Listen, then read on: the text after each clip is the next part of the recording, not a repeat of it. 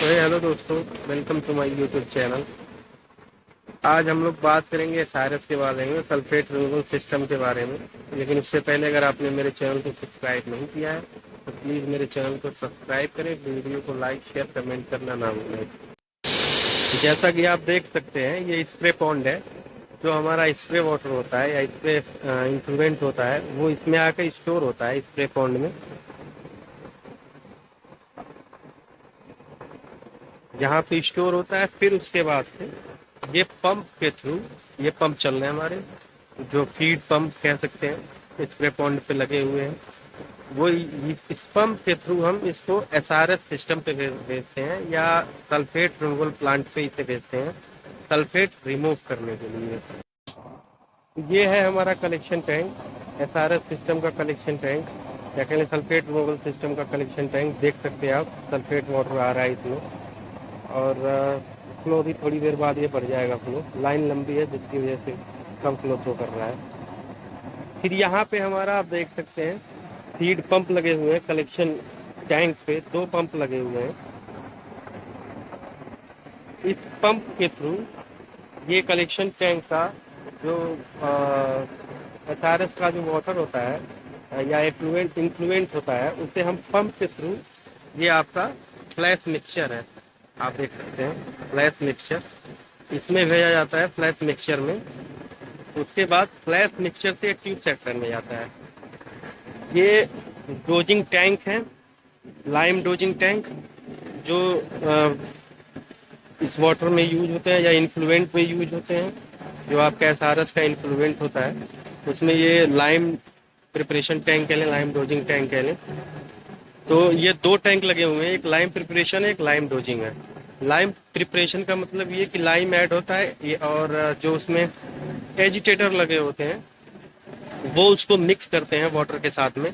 और इसमें जो वाटर आता है मिक्सिंग के लिए उसको हम ईटीपी का जो आउटलेट होता है वो लाइम मिक्सिंग के लिए यूज करते हैं। तो ये आपका इसमें लाइम प्रिपरेशन टैंक में वो आता है और उसको वाटर के साथ में मिक्स करते हैं। फिर ओवरफ्लो से इसे लाइम डोजिंग टैंक में ले जाते हैं। फिर लाइम डोजिंग टैंक से आपका जो हमारा जो लाइम रेडी हो चुका है उसे पंप के थ्रू, ये प्रेशर पंप है, इसके थ्रू हम फ्लैश मिक्सचर में इसे भेज देते हैं। जैसा कि आप देख सकते हैं एजिटेटर इनको वाटर के साथ लाइम को मिक्स करता है।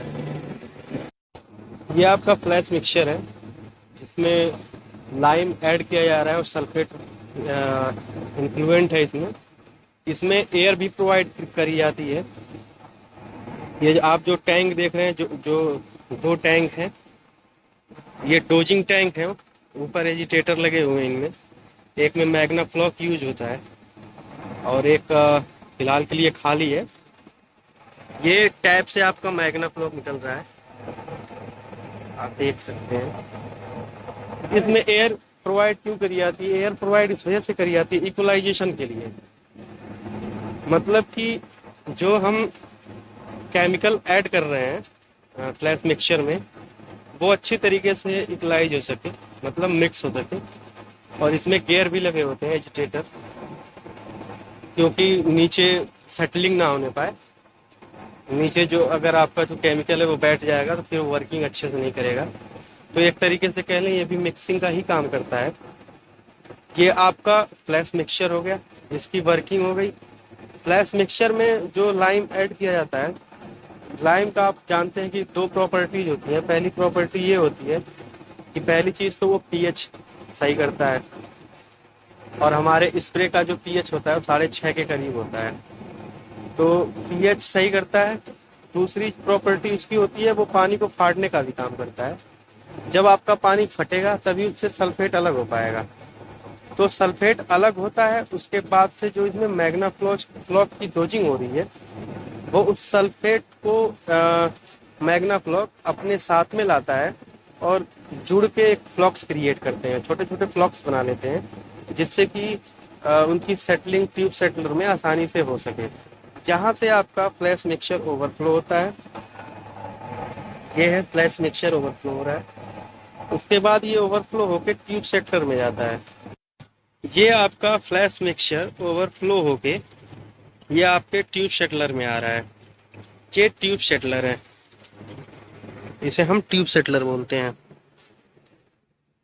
देख सकते हैं।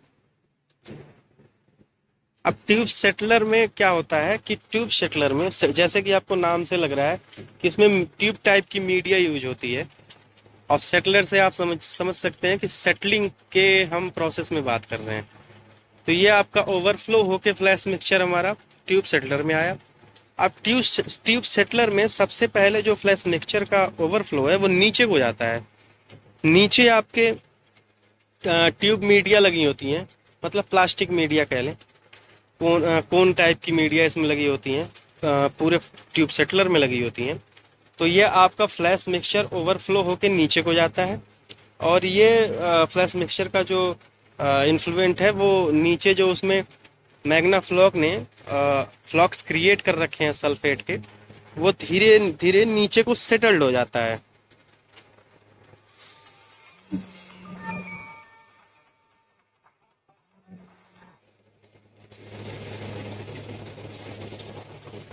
नीचे को सेटल्ड हो जाता है। नीचे को सेटल्ड होने का मतलब ये है कि जो इसमें सल्फेट है वो नीचे को बैठ जाता है, मीडिया के नीचे बैठ जाता है। और यहाँ से आप देख सकते हैं ये नाली टाइप की बनी हुई है ओवरफ्लो के लिए। मैं दिखा रहा हूँ आपको। ये यहाँ से जो आपका ट्रीटेड वाटर होता है या एफ्लुएंट होता है वो यहाँ से इस नाली में ओवरफ्लो होता है।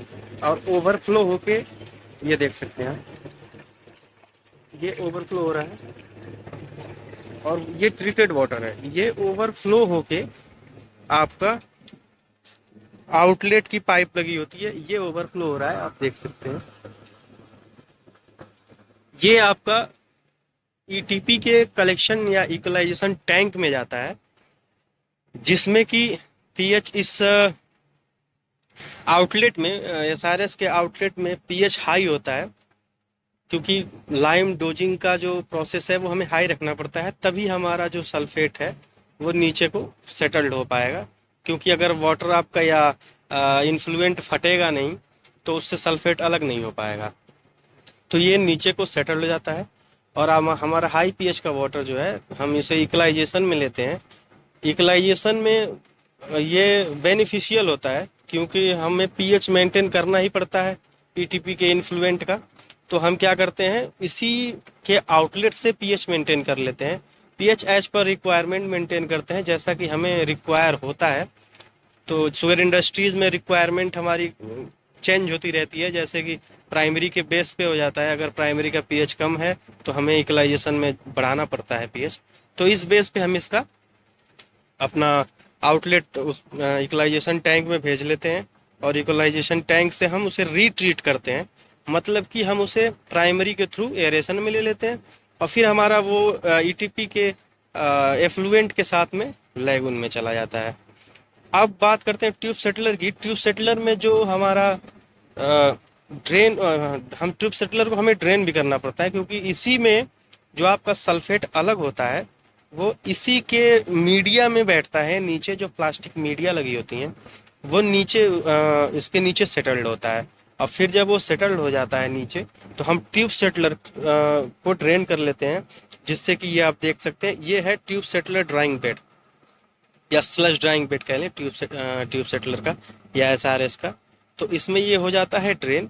और ड्रेन होने के बाद आपका जो वाटर होता है इसका बचा हुआ, वो हमारा फिर से कलेक्शन टैंक में चला जाता है। नीचे से लाइन होती है उसकी, वो धीरे धीरे नीचे को सोख होकर कलेक्शन टैंक में चला जाता है। और हमारा इसमें जो सल्फेट है वो स्लश ड्राइंग बेड में रुक जाता है। तो ये है SRS system, sulphate removal system. अब मैं इसका एसआरएस का आपको आउटलेट दिखाता हूँ। जैसा कि आप देख सकते हैं ये है सल्फेट का आउटलेट या सल्फेट ट्रीटेड वाटर है सल्फेट रिमूवल सिस्टम का। देख सकते हैं इसकी क्लियरिटी, आप देख सकते हैं बिल्कुल ट्यूबवेल वाटर के तरीके इसकी क्लियरिटी है। मैं आपको इसका पीएच भी चेक करा रहा हूँ। मैं आपको इसका पीएच चेक करा रहा हूँ, ये देखो आप, इसका पीएच आपको हाई मिलेगा। क्योंकि हमें जैसा रिक्वायरमेंट होता है हम वैसा मेंटेन करते हैं। ये हमारे एसआरएस का ऑपरेटर है विपिन। तो उम्मीद करता हूँ कि आपको ये वीडियो अच्छी लगी होगी। और ये है हमारा ईटीपी का इक्वलाइजेशन टैंक, जिसमें हम आपका जो एसआरएस का वाटर ट्रीटेड वाटर है यूज कर रहे हैं एज ए पीएच ट्रीटमेंट के लिए। उम्मीद करता हूँ आपको ये वीडियो अच्छी लगी होगी। अगर अच्छी लगी तो आप मेरे चैनल को सब्सक्राइब जरूर करना।